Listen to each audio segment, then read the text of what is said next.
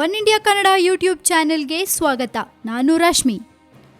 ಮಂಗಳೂರಿನಲ್ಲಿ ಬಯಲಾಯಿತು ಜ್ಯೋತಿಷಿ ಕಾಮಚೇಷ್ಟೆ. ಅತ್ತಾವರದ ವೈಷ್ಣವಿ ಜ್ಯೋತಿಷ್ಯಾಲಯದ ರಾಮಕೃಷ್ಣ ಶರ್ಮಾ ತನ್ನ ಬಳಿ ಜ್ಯೋತಿಷ್ಯ ಕೇಳಲು ಬರುವ ಯುವತಿಯರಿಗೆ ಲೈಂಗಿಕ ಕಿರುಕುಳ ನೀಡುತ್ತಿರುವ ಬಗ್ಗೆ ಆರೋಪ ಕೇಳಿಬಂದಿದೆ. ಅತ್ತಾವರದಲ್ಲಿ ವೈಷ್ಣವಿ ಜ್ಯೋತಿಷ್ಯಾಲಯ ನಡೆಸುತ್ತಿರೋ ರಾಮಕೃಷ್ಣ ಶರ್ಮಾ ಎಂಬುವರ ವಿರುದ್ಧ ಯುವತಿ ಓರ್ವಳು ಲೈಂಗಿಕ ಕಿರುಕುಳ ನೀಡುತ್ತಿದ್ದಾನೆ ಎಂದು ನಗರದ ಪಾಂಡೇಶ್ವರ ಮಹಿಳಾ ಪೊಲೀಸ್ ಠಾಣೆಗೆ ದೂರು ನೀಡಿದ್ದಾರೆ.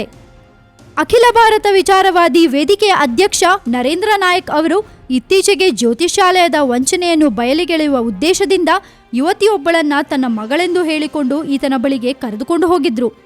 ಅಲ್ಲಿ ಜ್ಯೋತಿಷಿಯು ಆಕೆಯ ಸಂತಾನ ಭಾಗ್ಯಕ್ಕೆ 10,000 ರೂಪಾಯಿ ಹಣವನ್ನು ಕೇಳಿದ್ದನು ಎನ್ನಲಾಗಿದೆ.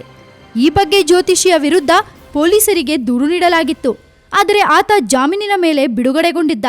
ಈ ಸುದ್ದಿಯನ್ನು ತಿಳಿದ ಯುವತಿ ನರೇಂದ್ರ ನಾಯಕ್ರಿಗೆ ಕರೆ ಮಾಡಿ ಈ ಜ್ಯೋತಿಷಿಯಿಂದ ತನಗೂ ವಂಚನೆಯಾಗಿದೆ ಎಂದು ಹೇಳಿಕೊಂಡಿದ್ರು. ನರೇಂದ್ರ ನಾಯಕ್ರ ಮಾರ್ಗದರ್ಶನದಲ್ಲಿ ಯುವತಿ ಭಾನುವಾರ ದಕ್ಷಿಣ ಮಹಿಳಾ ಪೊಲೀಸ್ ಠಾಣೆಗೆ ದೂರು ನೀಡಿದ್ದಾರೆ. ಆರೋಪಿಗಾಗಿ ಪೊಲೀಸರು ಹುಡುಕಾಟ ನಡೆಸಿದ್ದಾರೆ. ದಯವಿಟ್ಟು ಜ್ಯೋತಿಷ್ಯ ಭವಿಷ್ಯ ಅಂತ ಮೋಸ ಹೋಗಬೇಡಿ. ಎಲ್ಲಿವರೆಗೆ ನೀವು ಇದನ್ನೆಲ್ಲ ನಂಬ್ತೀರೋ ಅಲ್ಲಿವರೆಗೂ ಇಂಥವರು ಇದ್ದೇ ಇರ್ತಾರೆ.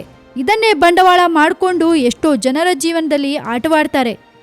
ಇದೇ ಥರ ಇನ್ನಷ್ಟು ಸುದ್ದಿಗಳಿಗೆ ಸಬ್ಸ್ಕ್ರೈಬ್ ಮಾಡಿ one India Kannada YouTube channel. ಈ ನಮ್ಮ ವಿಡಿಯೋ ಇಷ್ಟ ಆಗಿದ್ರೆ ಲೈಕ್ ಮಾಡಿ, ಹಾಗೆ ಶೇರ್ ಕೂಡ ಮಾಡಿ.